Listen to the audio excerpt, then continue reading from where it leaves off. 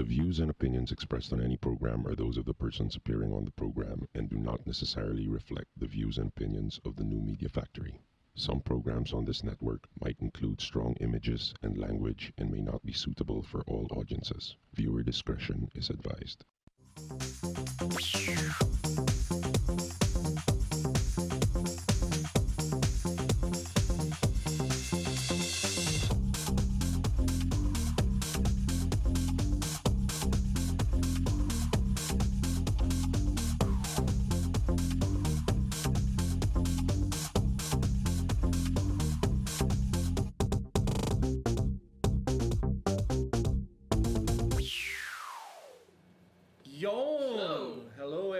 Welcome to Unbox, weekly video podcast. Season 2! Welcome to Season 2! Yay! And of course, as you can see down here, diba? We'd like to thank our official Season 2 sponsor, Smart. Live More. Someone is paying the bills. Yes. So, ibig sabihin, siguradong matatapos natin ang Season 2. So, maraming salamat sa Smart for sponsoring the Unbox video podcast. Expect a lot of things from them, from announcements to giveaways, and a lot of nice stuff. No? Baka prizes. Prizes, yeah. Definitely from Smart. Prepaid load. So we're live at Beyond the Box. Beyond the Box. Broadcasting from Beyond the Box from One Rockwell. And you can see the stream on where? live.nmfnetwork.tv.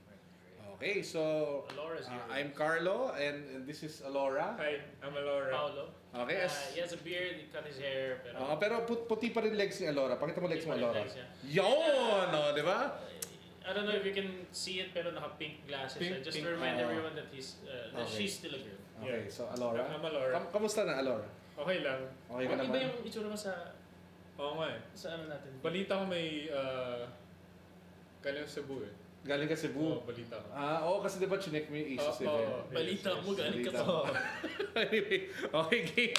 So, seryoso, ito si Ram, ang ating guest host. Si Alora, we wish her well, na biktima ng food poisoning. So, Lechon siguro. Alora, get well soon. Okay, game.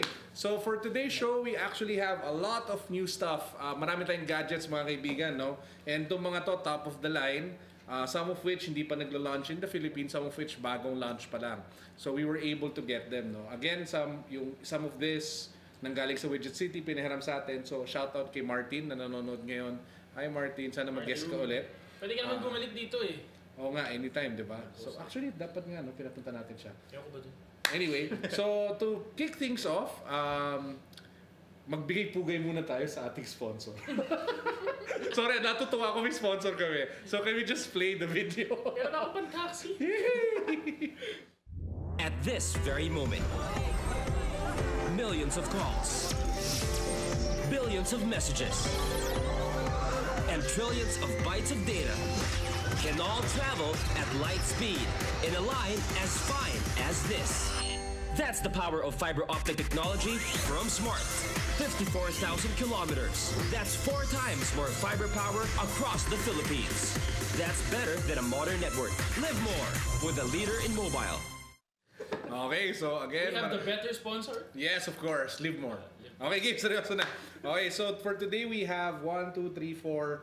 Mali mo, we're sure we can do 3, but kung may oras pa, then let's see if we can do a 4th Kasi may commercial breaks na kami. May commercial na, alam mo naman. Iisip na namin yung time. Okay, Gabe. So yung pinakauna natin gadget, it's actually the newest phone from Sony. It was launched 2 weeks ago or last week? Yeah. Last week. In the Philippines last. Yeah. It was announced last week. Pero internationally, medyo matagal-tagal na rin yung balita. So hindi pa siya launch dito? No, it was already. But it is not available yet. Oo, in-announce na. Pero hindi pa released. Hindi pa released. So it's called the Sony Xperia Z. So mukha lang siyang black. Pero sige. But it Zoom. looks so sexy. Zoom. Teka, yun! Okay. Yeah. So this is the Sony Xperia Z. This is not just a piece of glass. Yeah, it's actually a phone, no? So kung titignan ninyo, It's so sexy. it's very, very thin. It's one of the thinnest smartphones announced for this year. As you can see, nag-depart na yung Sony from their usual. Di ba before yung design element nila yung may ganon? Yung may curve. Yung curve for the arc. So this one talaga, they went back to the basics. They wanted something thin, something light, and something sassy. Di ba? Which is what you're looking for in a smartphone. Yeah. I mean, I'm sorry to bash it a little yung previous design sila, pero parang it cheapened the phone. Yeah, I don't know. actually. So, in terms naman of the other design elements, kung mapapansin ninyo, it's glass front and glass sa back. Yes. So, very reminiscent, of course, of the design of, sino ba yung mga glass front and back? Nexus 4, LG Optimus G. And of course, the iPhone 4S. Oo nga pala. Diba? So, yun. Pero one thing din siguro, ewan ko kung nakikita nyo there, no? Halos lahat ng ports, tsaka ano dyan, may mga takip, may mga trays sila. Bakit nga ba? And that is because, wait. Sana wag mabasa laptop ko. That's because it is, like all Xperia phones, waterproof. Water resistant. So, yan, nakita ninyo. Pero wait, buhay pa ba? I think this is water resistant for up to 1 meter. Ram, ang aking assistant. Sige, sure. 1 meter for 30 minutes. I think. Okay, so balik natin. Kung nakita ninyo, it still turns on. Oh, di ba? So it's water resistant. And magandang water resistant siya kasi as you guys know, if it's glass at the front, glass at the back, sobrang magnet yan sa fingerprints. Yeah. So ang ginagawa ko actually, nung ginagamit ko to for the last few days, pag nakita ko sobrang daming fingerprints, diba usually hanap ka pa ng pang spray, tas kuha ka pa ng pang ganun-ganun. Ako, literally nilalagay ko sa faucet, kuha ko panyo, tas punas. Pagkatapos mag-CR ni Carlo sa mall, Hindi naman. kasama sa paghugas ng kamay. Wait, pero na-try ko the other day, habang nag-shower, nagte-text. So, ganyan ka busy si Carlo. Okay. So it works, di ba? Kailangan mag-multitask. Ganyan water resistant. Ngayon, in terms of the OS, it's Android Jelly Bean. Of course, with Sony's, meron silang sarili na lang UI. Di ba? So, pansinin niyo yan. Gumagalaw pa naman yung screen, so ibig sabihin, ayos pa siya. Diba? So, there you go. No? So, now we'll quickly go over the specs lang. No? I'll flash a slide. So, let's see if this works. Yes. Did it work? Yeah. Yon! Oh, diba? Thank you, Steve Jobs. So, thank you, Steve Jobs. Nagdi-discuss na Android. No? I'll put the phone down first. So, the Sony Xperia Z has a... Nawala ang ating slide. And we're back. Okay, the Sony Xperia Z has a quad-core processor. Qualcomm chipset yan, Snapdragon. Of course, dahil Snapdragon siya, and it's Qualcomm, and it's quad-core, you can really expect it to be one of the fastest. And ramdam mo yung pagka-quad-core niya. Oo, ramdam mo talaga. So, play. Yan, okay. So, quad-core processor. In terms of graphics card, it's one of the latest, yung Adreno 320 GPU. So, gaming, videos na high resolution, all of that. And with the screen this size, parang maganda siya for gaming Sulit talaga. Siya, It's malapit na siya dun sa Note 2 size na kita mo yung graphics and all. So naglolo ko ang ating background, so I'll just show it from here. So in terms naman of RAM, it has a generous serving of 2 gig na RAM. So it's not just 1 gig. 2 gig siya na RAM. Medyo basa-basa pa siya ng konti. Alam mo yung netbook ko, 2 gig ang RAM. Nag-water. Netbook ko, 2 gig ang RAM. Kaya hindi ko ma-imagine on a mobile device that much RAM. Na ganun kadaming RAM. PC ko bago ko i-upgrade 2 gig din. Diba? Desktop na yun. So 2 gig RAM. That's in terms of storage, 16 gig, expandable micro SD. Which is, I have to say, it's really great. 16 gig siya out of the box. Hindi yung mga 4 gig things. That's a lot. Diba? And again, 5-inch display. One of the nicest things about this also is actually the display quality. Kasi yung display ng Sony Xperia Z is actually 180p. So, ibig sabihin nito, full HD siya. 441 pixels per inch. That's one of the highest right now. One of the highest right now. Actually, yun yung trend ngayon sa Android phones na talagang ganun yung display quality. Sobrang linaw. So, if for example, we try to play videos, punta tayo dito ng video, no? So, Ano yung UI niya? Play. Okay, Carlo, kayo mo. Ayan, no? So, talagang maganda yung quality ng video. Maski dun sa camera. Oo. Hindi ko alam kung ano itong play ko. But again, yung point ko lang. Carlo! Yung video sa loob. At least hindi tugs-tugs lumalabas, no? Hindi ko alam ba't yung mga tinapos. But anyway, so maganda talaga siya for watching videos and gaming. In terms of camera, meron siya front-facing, meron siya 30 megapixel camera at the back. Again, it's Android Jelly Bean, 2,330 milliamperes na battery, and it comes in black, white, and purple. I'm interested with the purple one. Purple, di ba? Of course, bagay sa'yo to, Alora. It will be launched in April, Yeah. so you're gonna have to wait. Unfortunately. SRP niya is 32,990. Wow. If I'm So not just mistaken. about at par with the other high-end phones. Sige, mapupunas muna ako ng telepono. Diba? So, ikaw Ram, sorry, Alora. Alora, what do you think of the phone? Well, from the build itself, it looks so sexy. Diba? Actually, pwede mo nga sabihin, siya super model. Shockproof to, diba? Ayoko na i-test. Like all Xperia phones. Hindi, just so you know, diba? That's part of the marketing thing that they do. That's all Xperia phones are also shockproof. Yeah, theoretically. Pero just before we move on to the next gadget, I just want to point out na a lot of the international blogs and tech sites really are giving this a very, very high rating. So it's actually a very good phone. Ako personally, I've been using it for a few days. If I only have one criticism, and I'll be medyo magiging technical ako ng konti yung screen niya kasi TFT eh. So it's not as, how do you say this, sharp as Super AMOLED or Super LCD. So medyo may washout ng konti. Pero Pero the brightness or? yung kinyari yung whites. Kung Okay, itatabi mo to sa Super AMOLED, mas sharp tsaka mas crisp yung kulay. Brighter. Oo. Yeah. Not necessarily the brightness. Yung kulay mas flush. saturation. Oo, yun yung saturation. Although, the other school of thought is parang minsan di ba sa Super AMOLED, sobrang saturated ng mga colors. So, dalawa siya. Pero sa totoo lang, alam mo, I'm just Nitpicking nitpicking. ka na lang. Kasi sa totoo lang, pag tingnan mo silang dalawa, para mapansin mo talagang gaganong ka eh. So, yun lang naman. Kumbaga, just to be very balanced and to let you know what you're buying. Lalo na kung bibili nyo to, 32,990 din, di ba? So, at least you guys know kung ano yung what you're getting into. But other than that, it really is one of the best Android phones I've seen in a long while. It looks good. It has crazy ass specifications. And at the same time, I haven't tested it yet, but apparently it's supposed to be LTE compatible. Wow. So I'll know by this week. Salpakan natin to ng, syempre, SIM card ng Smart. Live more. Meron pa bang ibang LTE? Wala, yung iba daw nagpapanggap. So, Shit. Oh my God. By the way, di ba yung isa sponsor na ibang show? Kailan? Oh, di ko alam. But anyway, so live more. Kasi pahin tayo dito. Mas malakas kumita yan eh. Hi! Ay, sponsor. Okay. So anyway, yan yung Sony Xperia Z. If I were to give it a rating, personally, out of 5, I'd give it like 4.5. So I'm very, very happy with this one. So, One of the best phones out there, maybe hanggang this week na lang. Well, we'll find out. Kasi lalabas nga yung the Samsung S4.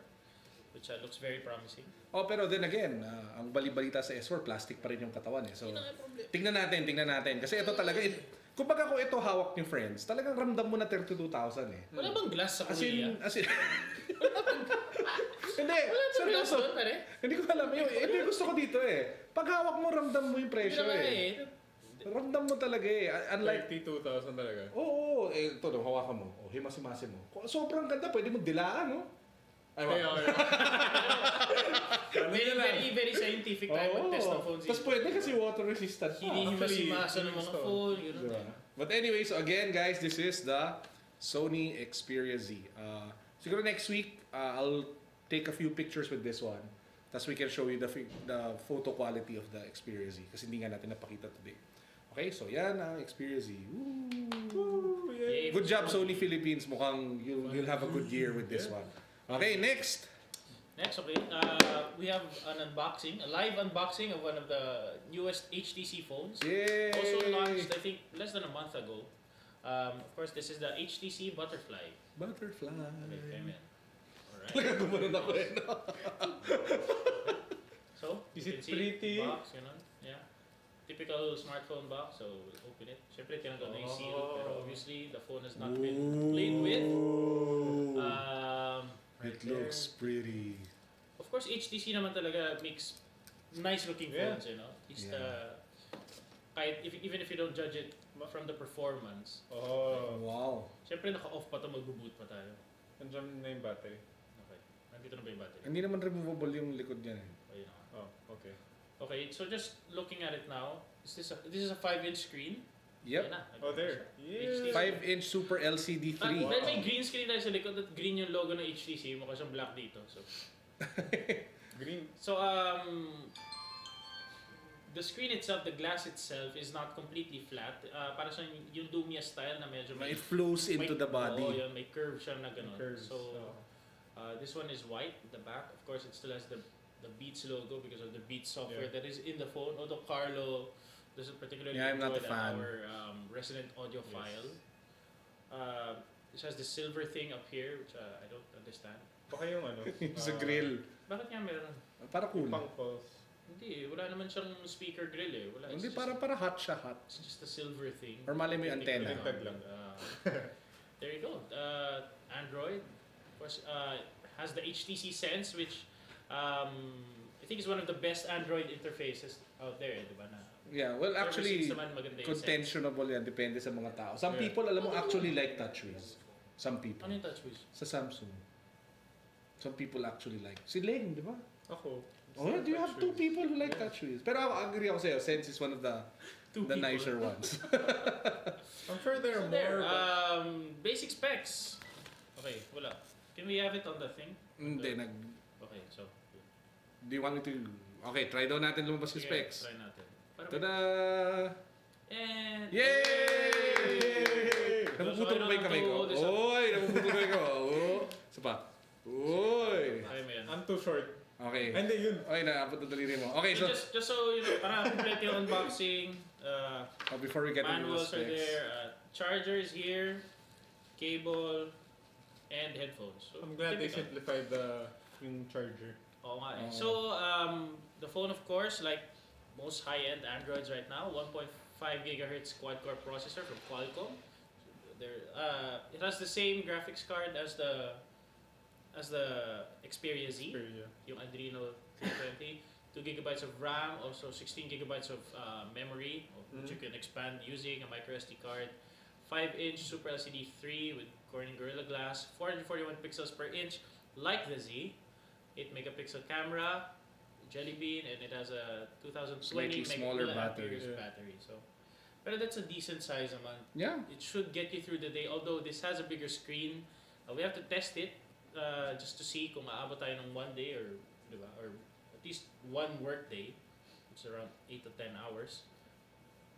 I don't know if you can see it here up close. It also has a curved back, which is better. Kasi dun sa Z, Maganda yung hawakan. we were talking about it earlier in the show, di ba na parang hindi ganun kaganda yung grip because it's completely flat na medyo ramdam mo yung angles. Similar like the iPhone na rin, like the iPhone 5.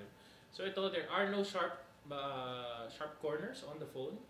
So it's more comfortable. Like the speakers, it's on the side. Oo nga Galing.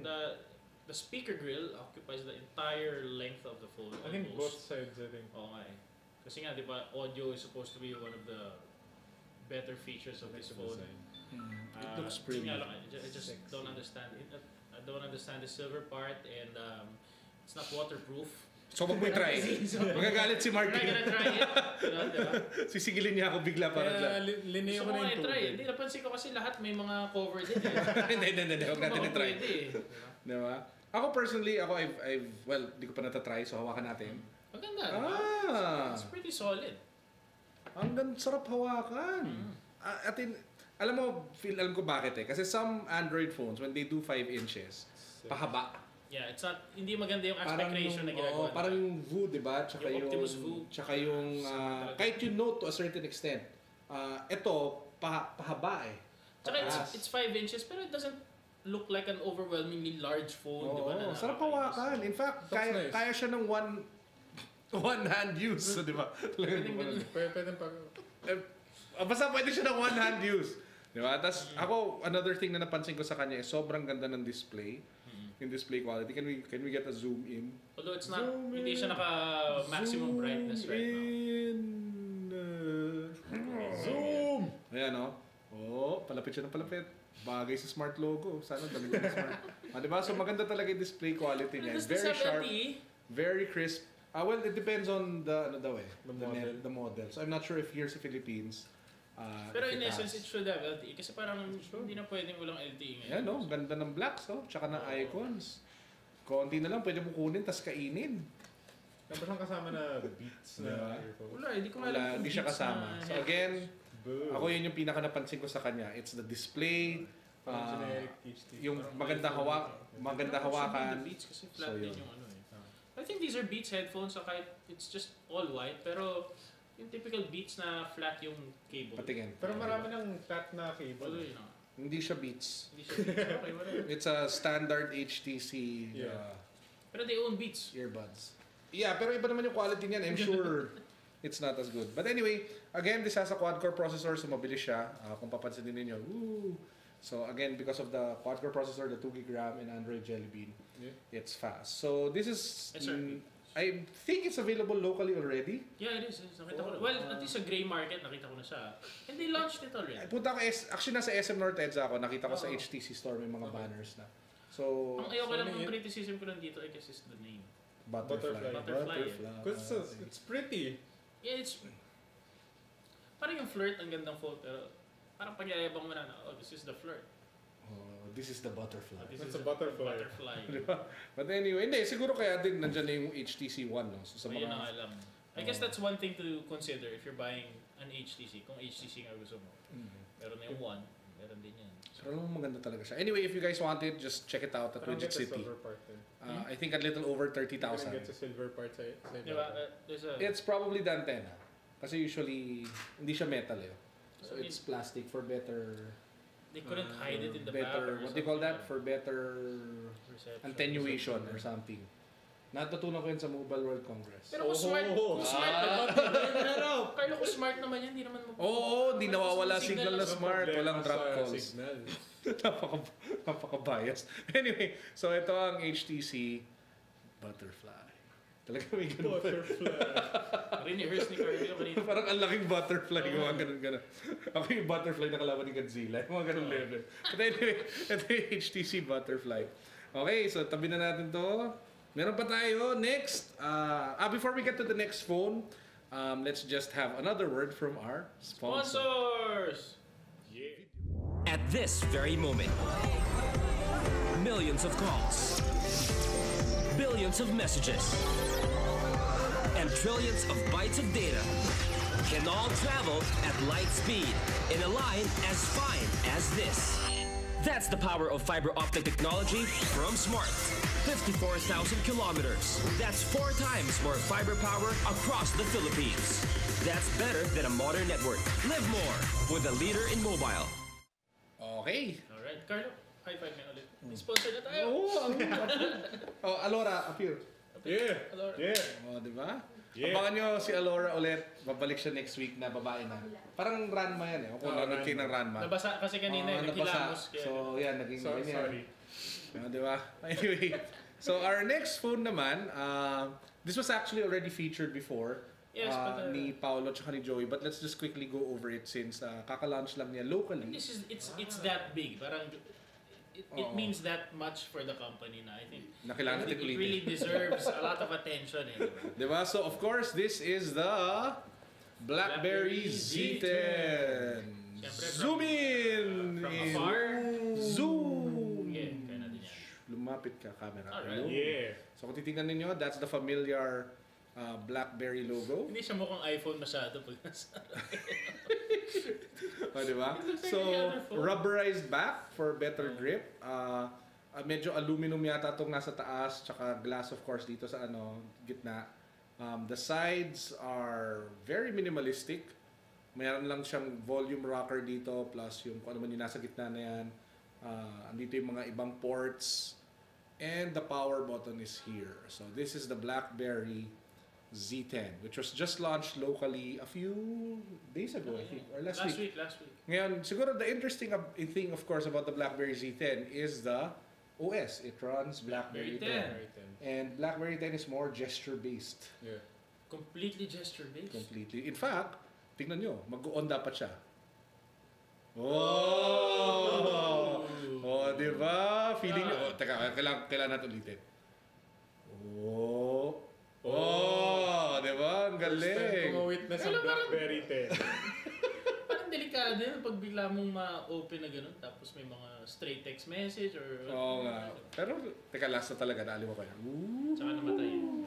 Oh, di ba? So, ito yung BlackBerry Z10. Again, it's very gesture-based. In fact, meron sila dito yung tinatawag na BlackBerry Hub. Pag ginanyan mo, Andyan na lahat ng mga, andyan yung mga lahat ng mga important messages mo from text, to Facebook, etc. etc. Diba? Tapos yan yung BlackBerry Z10. So again, it's dito natin lagay. It's much different. In fact, one of the nicer things about it is yung predictive keyboard niya, no? So testing natin ng konti. So pero parang mahirap yun, Carlo. Parang I don't know. Oo nga, paano ko ito-test yun? So, nakikita nyo ba? Yan Tignan nyo. So, Ram, dito ka. Ay, Alora, pumindot ka. Alora. Sabi mo, hello. H-E lang muna. H-E. H-E. Ay. Sa names Dito sa, ayan, ulit. Take two. Sino ba itong mga Kevin ewan na to? Sinong Kevin yan? Ako, piniraman lang to ng BlackBerry Philippines. Obviously, viewers, this is live. Oo nga. This is a live broadcast. Ayan, nakita nyo may lumalabas na letters. Meron sa ilalim. Nakita niyo may words. Nakita niyo ba yun? Nakita niyo ba? O, tignan mo, lumapit ka pa camera. O, lapit pa camera. Mag-focus ka. Huwag ka kay Carlo mag-focus. Ayan, di ba may nakita niyo may words? So you can actually flip it up. So sabihin natin, flip up natin dito sa R. Ayun, saan ba yun? Hero? Ayun, naging here. So pag tinatype mo to using two fingers, mas mabilis na siya. So yun yung one of the nicer things about it. And of course, ang pinagmamalaki nila dito is one-handed operation because it's a small screen, gesture-based.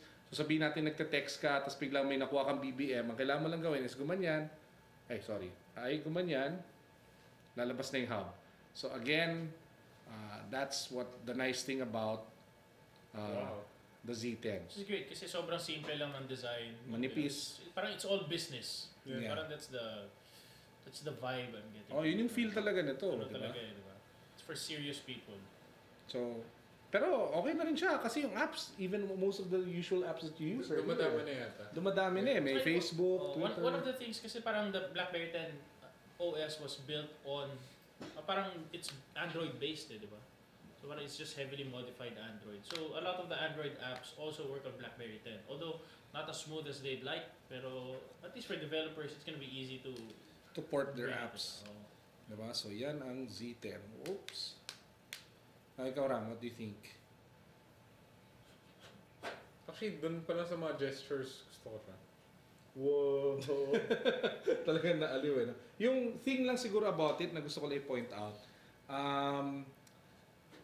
pag hindi ka sanay, may learning curve siya eh. May learning curve. Kasi kunyari, nasa na yung home button. Di ba? So siguro yun lang yung kailangan yung ano yun. Siguro you'll spend a day trying to get used to it. Even kung BlackBerry user ka before, wala. There's nothing familiar. Iba. It's a really completely different experience. So to those who like change, or diba, or different. Those are willing to Mayroon learn. naman it's an improvement of course from the previous BlackBerry. Yeah. Pero from the reviewers kasi who wrote about it, ang sabi nila after day 1 na linalaro-laro nila, okay na eh. So yun lang talaga. Kailangan roughly one day yung you just have to get over the day 1 learning curve. So mahirap yan if you're used to having two phones, kasi you have to switch from your Android or iPhone to your BlackBerry. Correct. So it's swiping all over the place. Oo nga di ba? Parang medyo alien talaga siya from other phones. Pero alam mo, ang galing talaga nung pag galing mo lang nag-on.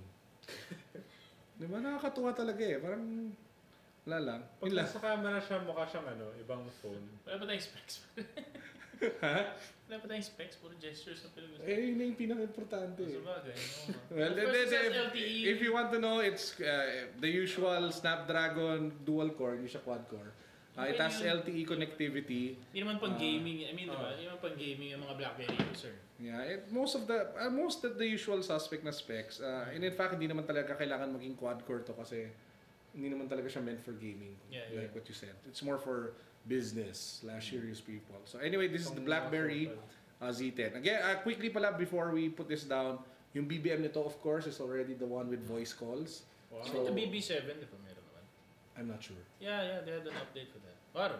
Hindi, for video calls. Meron na? Video calls. Ito, this one has the video calls. Kasi pangit mga camera ng BlackBerry. Hindi, ito maganda na. Dati, nga. Diba? May software update pa to that made it better. Wow. So again, Z10. Woo! Thank God, BlackBerry. Oo nga eh. So at least may pag-asa na. We are working on getting the Q10 ba? Yeah, the Q10. Which is, yun yung mas traditional looking BlackBerry, yun yung may keyboard. Siguro for more hardcore BlackBerry fans. So touch it. Hanapin pa rin. Pero before we put this down, tingin nyo, dahil dito, may pag-asa na ulit ang BlackBerry? Feeling ko meron. Because, It's, Alora, more detail. Feeling ko meron kasi may kasabay na siya sa yung touch in the smartphone world, which I think is a thing now. Oo nga, yun ang uso. Tsaka kahit yung OS, diba? Medyo modern na siya. Ikaw pa, what do you think? Ang hirap mag-predict kasi okay siya for BlackBerry fans and siguro yung mga marami ring former BlackBerry fans na iPhone and Android user na ngayon. I guess the biggest thing that the biggest thing that they have to do is the apps talaga. 'Di ba? Kasi wala pa to Instagram if you don't have the apps na yung mga basic na everyday ginagamit tulad nun, Instagram, 'di ba? Parang bakit mo siya bibilhin?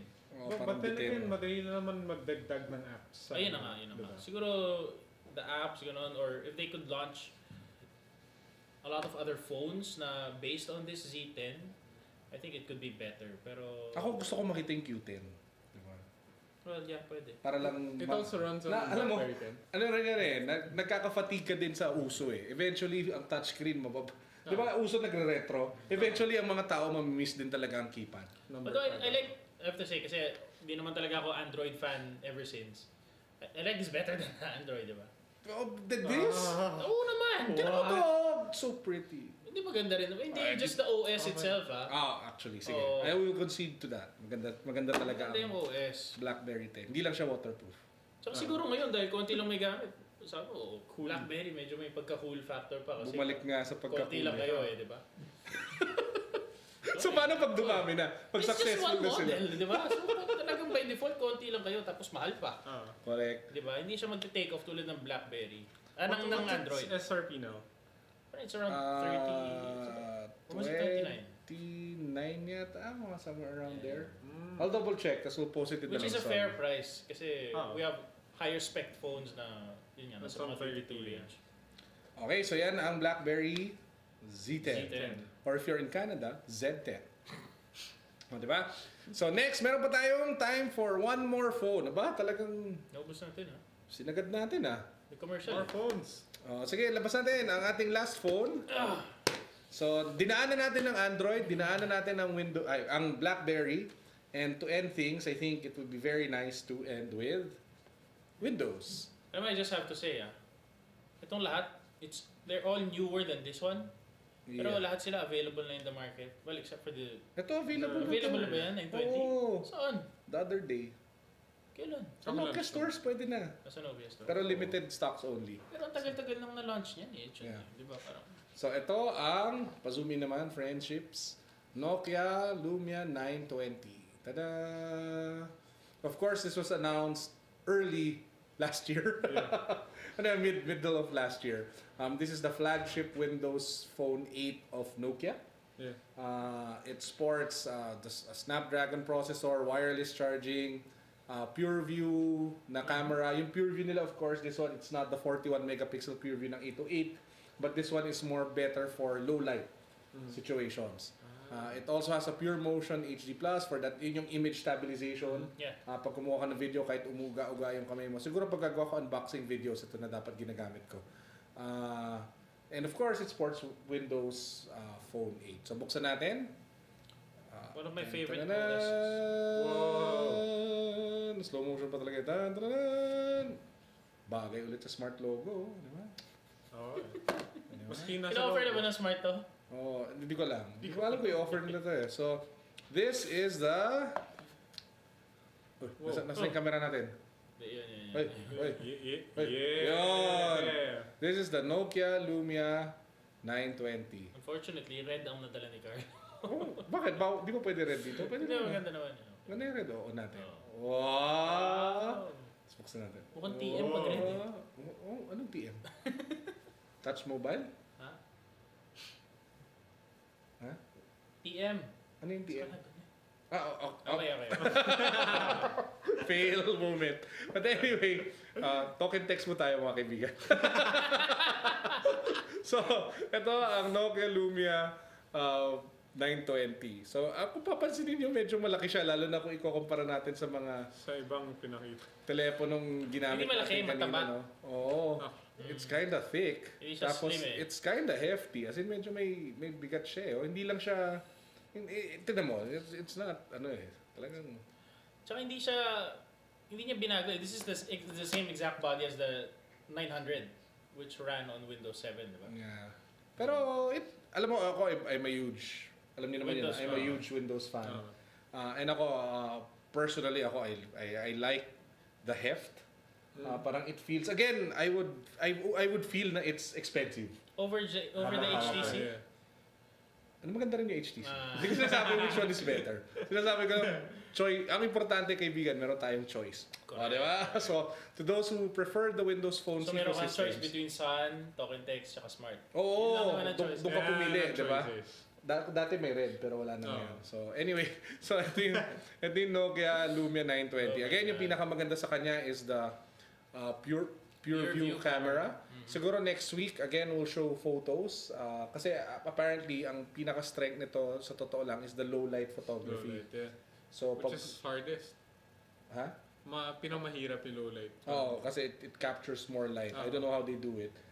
So, yun yung kinagandahan niya. No? So, yan. So, siguro yung mga Windows fans, tsaka may term pala sa mga Nokia fans. Alam niyo ba yan? Ano? Nokia Natics. Ayun. Nakita ko sa Facebook page nila. So, Marami mga 10 fans ba yun? Ganun. oy, may 300,000 naman sila. 300. Akala ko sabihin mo 300 likes eh. Diba? So anyway, ito ang Nokia Lumia 920. Although I have to say, one of the best features ng Nokia nga, Ikaw naman humawak. yung they have the best Maps app eh, di ba? Oo, yung Nokia here. Maps, kasi it can work offline. Yeah. Oo, which is, tsaka very detailed na hindi tulad ng Apple Maps or even Google Maps. Yung Nokia Maps, meron siyang pati mga eskinita, gano'n, at least sa Philippines. Kasi nga, tagal na nila dito eh. So, meron na silang database talaga na maganda for location-based services. Wow. Tsaka of course, diba the Windows platform, maganda talaga. Actually, maganda i-compare to, no? Kasi ako ang gusto ko malaman how it works with the ecosystem ng Windows eh. Tsaka ng Microsoft. I think the Microsoft made apps, maganda yung integration. Yung SkyDrive, Office, of course. Pero I don't know about the other. Na-try ko siya with the Xbox kasi may app to for Xbox. Pero what happens is it just becomes a glorified remote control. So, ang gusto ko makita, sabihin natin 'di ba ang uso ngayon yung actually nag-order na ako so darating in like a week's time from now. Feature natin sa next episode. Xbox? Nag-order ako ng Surface Pro. Okay. Pro. Surface Pro, hindi yung RT. So interested ako makita how the Surface Pro interacts with the Windows Phone. Siguro mga 3 din kayong bumili nun sa buong mundo. Mahal eh. Di ba? Mahal. Ginagawa ko to para sa inyo guys. I bite the bullet on gadgets para alam nyo kung ano alam mo yun? Paki-tweet lang si Carlo kung gusto nyo bilhin. Ito lahat to. 50 off, di ba? Eventually, I sell them all. Of course, all the gadgets you see here, Carlo has more detailed reviews on his blog. That's unbox.ph. Yep. So please visit. You can also see this episode and past episodes On there. Unbox.ph. Or pwede rin puntahin yung blog ni Alora. Na techlocal. Hindi ko alam yung buong URL. Techlocal.com. Hindi ko alam eh. Dapat alam ninyo. Dapat alam na ikaw, Alora. Yung vlog ko eh. Ano yun? And of course, Inquirer.net. abangan. But anyway, so again, this is the Nokia Lumia 920. Bagal pa ng pagka-pronounce ko. Okay. Bakit kaya? Diba? So, it's time for one more commercial. Tapos sakto. Sige, let's play the commercial. Sige. At this very moment, millions of calls, billions of messages, and trillions of bytes of data can all travel at light speed in a line as fine as this. That's the power of fiber optic technology from Smart. 54,000 kilometers. That's 4 times more fiber power across the Philippines. That's better than a modern network. Live more with a leader in mobile. With the more. Live more! Live more. Live more. Lagi ganun. Dapat talaga binenta na natin kaluluwa natin, ha? Ganun ba yun? We've done worse. True. Di ba? Naalala ko yung episode na yan. Tapos di pa tayo nabayaran noon. Episode 2 ata eh. Episode 2. We're waiting for your reply. Kilala mo na kung sino ka. Anyway, more or less, that's pretty much the show for this episode. So, just to recap, BlackBerry Z10, HTC Butterfly. Xperia Z, and the Lumia 920. So, kumbaga tong show na to talaga siniksik natin ng sobrang daming gadgets. Okay, pwede na. Talagang pwede pala 4. Paano yun? Wala na tayong papakita next week. Yun ang tanong. Anyway. Hanap ka pa. Hanap pa ako. Meron pa yan. Mag-uupos pa ako ng pera. So, just a few things before we go. Next week, we'll be having a very special guest from Smart. We don't know who. Good cooking, sigurado. Oh, I'm sure. So, we'll be having a very special guest from Smart. And Alora will be better dressed next week. yes, babalik na siya sa kanyang totoong Mag-shave na ako. totoong kaanyo ang tao. Di ba? Isang araw lang hindi nag-shave si Alora. Ganyan lang yun. Exage talaga. Bilis. Tsaka may legs na ulit next week. Hindi Di meron naman siya ngayon. Mabuhok May lang. legs ako. na ipakita. Sabi sa'yo, kulang sa shave. Tama na. Okay. Wala tayo ng viewer. Wala tayo ng viewers. And of course, we're working on, sana dumating na yung Surface Pro. If the Surface Pro arrives, then we can feature it here. But if ever it doesn't arrive, ang dami pa rin parating na bagong gadgets. Of course. Yung Lenovo P770, which is the one with the 3,500 mAh battery, darating siya sa Unbox HQ. Wow, may HQ kami. HQ in his bedroom. This week. So, mapapakita namin yun on Monday. So, And of course, we're working very hard to get our hands on an S4, yes. which is launching in New York this Friday. Kailangan ko lumipad doon para lang kumuha. What? Di ba? Galing lang Barcelona. Lakas umasa no? Anyway, so with that, guys, thanks again for tuning in. This is season 2 already of Unbox. And again, and ito si Paolo makarelate dito, no? Kung di nyo lang alam, isang buong season to labor of love para sa amin lahat. Kasama si Miguel, aming producer, si Basti, si Vernon pa dati, di ba? Oo nga nawala bigla eh. Vernon, kung nasan ka man, kaibigan. Bigla nila nag-text eh. Di ba? Hindi ka na bigla nag-text na lang na umalis na. Di ba? Tapos si Jamie pa, ang ating initial director. Tsaka may mga co-host na tumulong sa atin sila. Dapat last week to eh. Dapat last week tayo nag-thank you. Si Jen, di ba? Si Jen Twice Chu. a co-host for us. Oh hindi, one was a guest. Tapos The other one nag-co-host siya. Di ba? So, it's just really fulfilling to be able to say na we have Smart on board on the show. And we finished season 1 and we're just personally very, very thankful na they're on board para matuloy-tuloy natin to. Totoo. So with that, expect more and more things from Unbox, the video podcast. And to those who are inquiring for more sponsorships, madami pa pong space dyan sa baba. He is selling lahat our souls. Lahat pwedeng punuin. Pero hindi pwede lockout. Can I just say, kung may magkatanong ng sponsorship, kasi nangyari talaga, kukwento ko lang kasi may 2 minutes pa kami. May kausap kami sa sponsor, sana hindi siya nanonood. Kung sinabi niya sa amin, kung pwede ba daw lockout, yung produkto lang daw nila pag-uusapan for the whole season. Parang ako naman, medyo mahirap yun Mahirap yung puro plastic mga produkto. Stay tuned. Stay tuned. The Good Times with Mo podcast will be coming up. Tama na, papahamak tayo na to eh. Thank you very much. See you guys next week. See you.